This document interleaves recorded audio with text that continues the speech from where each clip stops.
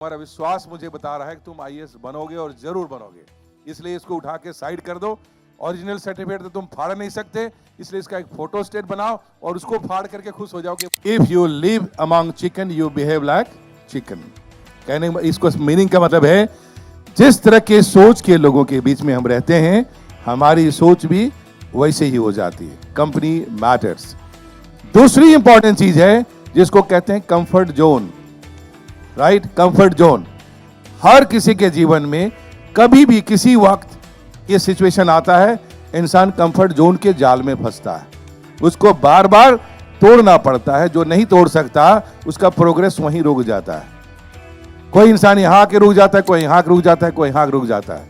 ये जीवन निरंतर धारा के साथ नदी के जैसे बहते जाने का मकसद है और जीवन के आखिरी छोर तक भी इंसान को कंफर्ट जोन में नहीं जाना चाहिए, उसको लगातार कोशिश करती रहनी चाहिए, तभी जाकर ये एक्चुअली इंसान जिंदा रहता है। यहाँ इंटरेस्टिंग एक इंसिडेंट याद आया। मेरे एक स्टूडेंट हैं, आजकल गुजरात में पोस्टिंग है, और वो मेरे साथ स्टेज में आए तो वो शेयर कर रहे थे।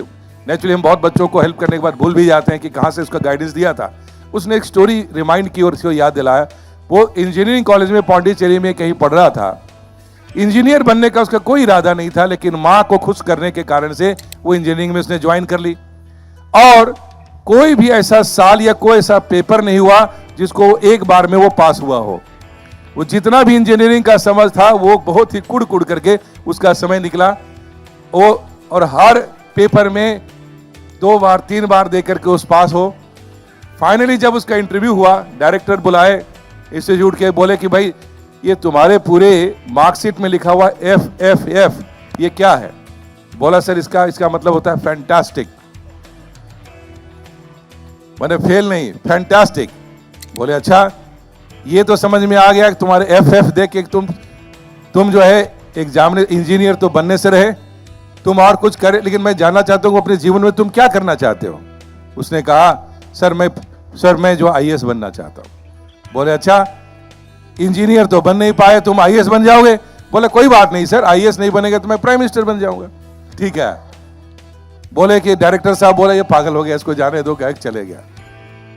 जब मैं उसी कॉलेज में उसके साथ लेक्चर देने गया, राइट, इंटरेस्टिंग बात है, मुझे स्पेशली बुला के ले गया कि सर मेरी यूनिवर्सिटी में आपको चलना है और वहां आपको लेक्चर देना है।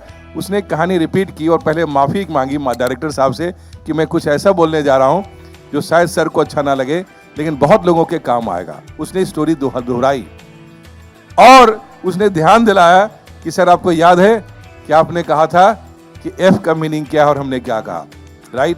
वो कैंडिडेट दिल्ली आया। दिल्ली आने के बाद पहले अटेम्प्ट में नहीं हुआ और दूसरे ही अटेम्प्ट में वो आईएएस बन गया।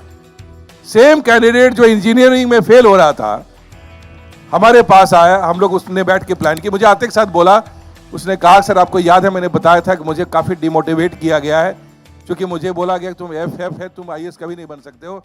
मैंने उसके चेहरे पे देख करके कहा तुम्हारा विश्वास मुझे बता रहा है कि तुम आईएएस बनोगे और जरूर बनोगे, इसलिए इसको उठा के साइड कर दो। ओरिजिनल सर्टिफिकेट तो तुम फाड़ नहीं सकते, इसलिए इसका एक फोटो स्टेट बनाओ और उसको फाड़ करके खुश हो जाओ कि फाड़ दिया हमने, ठीक है। And then you start something new from here, right.